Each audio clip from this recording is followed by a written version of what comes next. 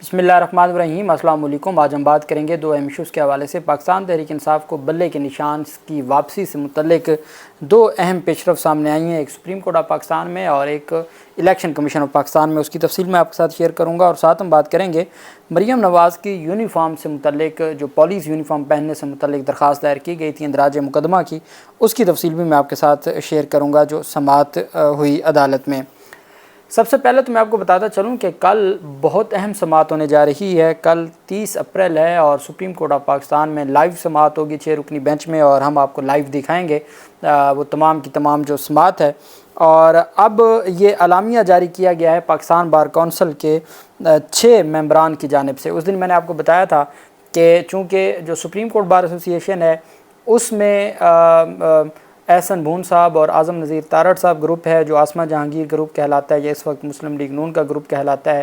तो supreme court bar association में उनकी इक़्तिदार है, और पाकिस्तान बार कौंसिल में भी पीपल्स पार्टी और पाकिस्तान मुस्लिम लीग नून का है। चीफ जस्टिस काजी फाजीसा साहब ये कहते हैं और ये फरमाते हैं कि जी मैं बात सुनूंगा, 300 वकला की बात नहीं सुनूंगा, मैं बात सुनूंगा जो उनकी इलेक्टेड बॉडीज़ हैं, और वो सुप्रीम कोर्ट है और पाकिस्तान बार कौंसिल है।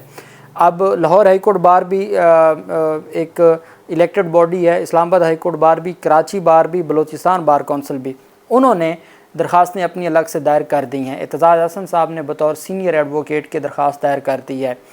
वो तमाम दरख्वास्तें हैं कि जी जो इंक्वायरी कमीशन बनाया गया था 6 जजेस के ख़त के मामले पर, इसको आप कलअदम करार दें और सुप्रीम कोर्ट के सिटिंग जज इसके ऊपर इंक्वायरी करें। पाकिस्तान बार कौंसिल और सुप्रीम कोर्ट बार एसोसिएशन पहले इस बात पे थे जी कि अच्छी बात है इंक्वायरी कमीशन बना है, और बाद में उन्होंने कहा कि सुप्रीम कोर्ट ऑफ पाकिस्तान के साथ हम खड़े हैं।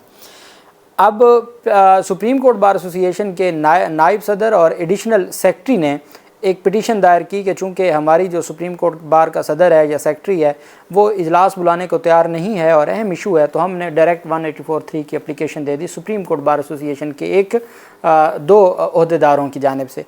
अब पाकिस्तान बार कौंसिल के 6 जो मेंबरान हैं उनकी जानिब से ये प्रोफेशनल ग्रुप जो हामिद खान ग्रुप से तल्लुक़ रखते हैं, उनकी जानिब से एक अलामिया जारी किया गया है। हम मेंबरान पाकिस्तान बार कौंसिल और पाकिस्तान भर के वकला इस्लामाबाद हाई कोर्ट के आज़ाद मंश जज साहिबान के साथ खड़े हैं।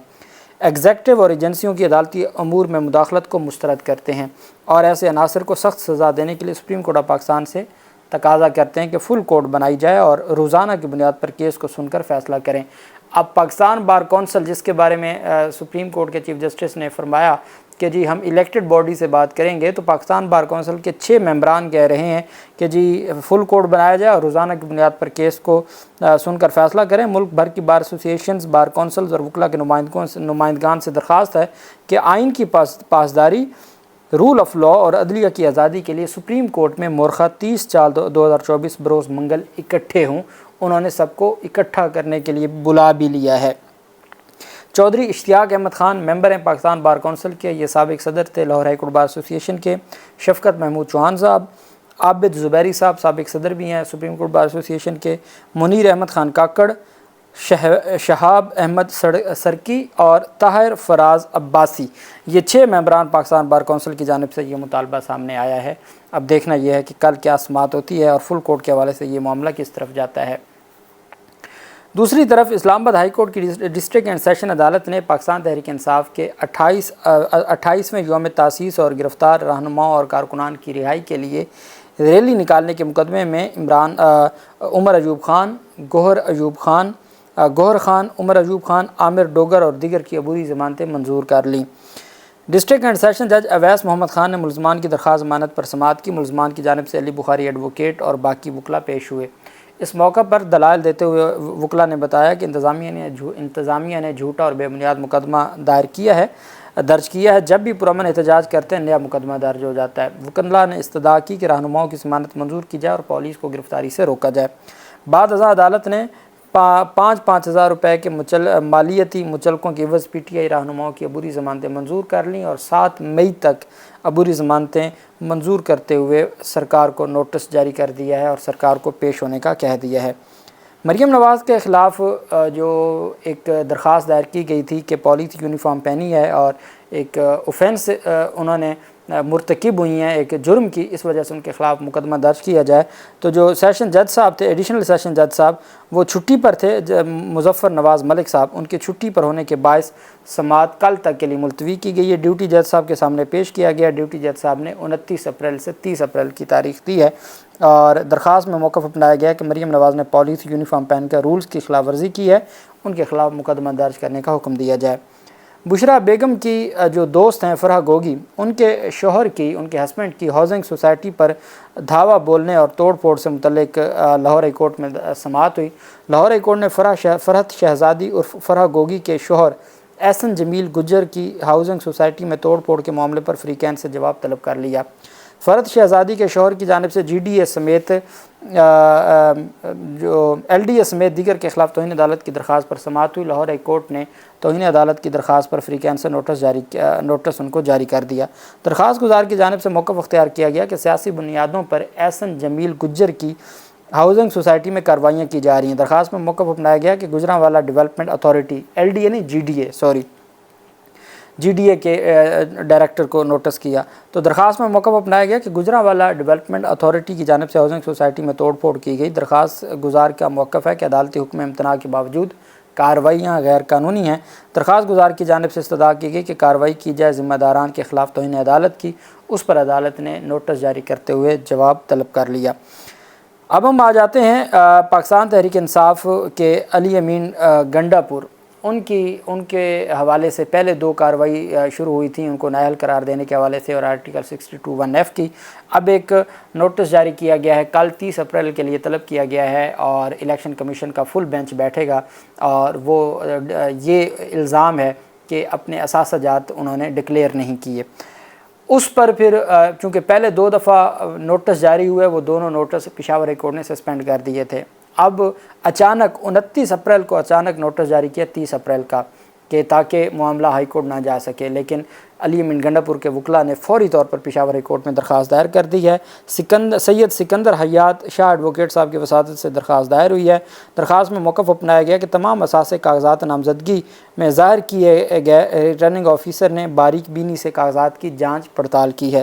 درخواست میں کہا گیا کہ الیکشن ہوئے، علی امین گنڈا پور وزیر اعلیٰ بن چکے، اب الیکشن کمیشن کے پاس کارروائی کا اختیار نہیں ہے، کوئی متاثرہ ہو تو وہ صرف الیکشن ٹرائبونل سے رجوع کر سکتا ہے۔ درخواست گزار کے وکیل کے مطابق الیکشن کمیشن نے اثاثوں سے متعلق وزیر اعلیٰ کو پھر کل طلب کیا ہوا ہے، اس طلبی کو کل عدم قرار دیا جائے۔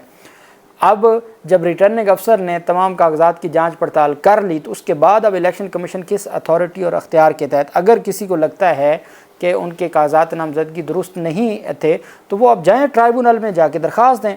لیکن الیکشن کمیشن نے ہر وہ درخواست سنی ہے جو PTI امیدواروں کے خلاف تھی، اور باقی جو PTI کی سینکڑوں درخواستیں تھیں ان کو کہا گیا کہ آپ جائیں ٹرائبونل میں، اور ٹرائبونل میں جا کے اپنا ریلیف لیں۔ جسٹس بابر ستار صاحب کے خلاف جو ایک مہم چلائی جا رہی ہے سوشل میڈیا پر، اس پر پاکستان تحریک انصاف نے اس مہم کا توہین آمیز مہم کا ذمہ دار حکومت کو قرار دے دیا ہے۔ ترجمان PTI نے کہا کہ غیر جمہوری عناصر سیاست کے بعد عدلیہ کی تباہی کے ایجنڈے کے لیے سرگرم ہیں۔ قانون اور انصاف کو مقدم رکھنے والے ججز کے خلاف مہم کا مقصد انہیں خوفزدہ کرنا ہے۔ انہوں نے کہا کہ اس کے پیچھے وہی کردار ہیں جن کی سیاسی تاریخ ججز سے مرضی کے فیصلے لینے سے بھری پڑی ہے۔ ججز کو اپنے گھٹیا پروپیگنڈے کا نشانہ بنانا سپریم کورٹ پر یلغار کرنے والے مافیا کا پرانا وتیرہ رہا ہے۔ ترجمان PTI کا کہنا تھا کہ مجرموں کے اس ٹبر کے نشانے پر ہمیشہ وہ ججز رہے ہیں جنہوں نے عدل و انصاف کے مطابق فیصلے دیے۔ مرضی کے ریفری کے ساتھ میچ کھیلنے والے مافیا کو رفیق تارڑ اور جسٹس قیوم جیسے ججز ہی بھاتے ہیں۔ انہوں نے مزید کہا کہ بے مثال جرأت کا مظاہرہ کرنے والے ججز کو دباؤ میں لانے کے لیے اوچھے ہٹکنڈوں کی مذمت کرتے ہیں۔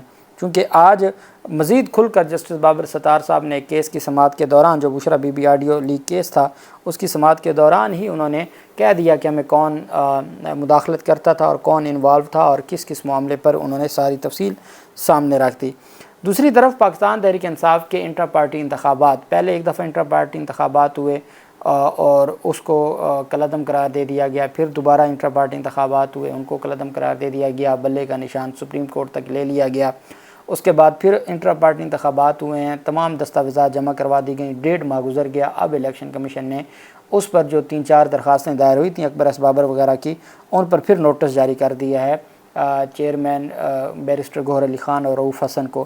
اب اگر تو پارٹی سرٹیفکیٹ جاری کر دیا جائے گا تو پھر تو الٹیمیٹ پاکستان تحریک انصاف کو ان کا حق مل جائے گا، بلے کا نشان واپس مل جائے گا۔ اب کل الیکشن کمیشن میں سماعت مقرر کی ہے، چیف الیکشن کمشنر کی سربراہی میں 5 رکنی بینچ سنے گا اور کاز لسٹ جاری کر دی گئی ہے، اور P T I intra party election پر بیرسٹر گوہر اور رؤوف حسن جو الیکشن کمشنر تھے ان کو نوٹس جاری کر دی ہیں۔ کل صبح 10 بجے P T I intra party election case کی سماعت کرے گا۔ الیکشن کمیشن نے پی ٹی آئی کے نئے انٹر پارٹی انتخابات پر اعتراض عائد کر رکھے ہیں۔ جو انتخابات جنرل انتخابات 2024 کے ہوئے وہ تو الیکشن کمیشن سمجھتا ہے بالکل درست ہوئے ہیں، لیکن پی ٹی آئی کے انتخابات پر، انٹر پارٹی انتخابات پر پہلے سپریم کورٹ نے اعتراضات عائد کیے تھے اور اب الیکشن کمیشن نے۔ اب ایک تو الیکشن کمیشن سے اگر پی ٹی آئی کی اعتراضات کل عدم ہو جاتے ہیں تو پاکستان تحریک انصاف کو جیسی پارٹی سرٹیفکیٹ ملے گا ساتھ ہی بلے کا نشان واپس مل جائے گا۔ دوسرا، پاکستان تحریک انصاف نے جو 13 جنوری کا فیصلہ تھا سپریم کورٹ آف پاکستان کا، اس کے خلاف ریویو فائل کیا تھا، نظر ثانی کی درخواست دائر کی تھی۔ اب اس کی بھی کاز لسٹ جاری کر دی گئی ہے 29 مئی کے لیے۔ سپریم کورٹ آف پاکستان نے، بھلے وہ 1 مہینے کی ڈیٹ ہے لیکن بالآخر اس کو مقرر کر دیا 29 مئی کے لیے۔ سپریم کورٹ آف پاکستان 29 مئی کو پاکستان تحریک انصاف کے بلے کے نشان سے متعلق جو سپریم کورٹ کے فیصلے کے خلاف ریویو پٹیشن ہے 29 مئی کو اس کے اوپر سماعت ہوگی۔ جو بھی تفصیلات ہوں گی آپ کے ساتھ شیئر کرتے رہیں گے۔ اللہ پاک پاکستان کا حامی و ناصر ہو۔ بہت شکریہ۔ اللہ حافظ۔ پاکستان زندہ باد۔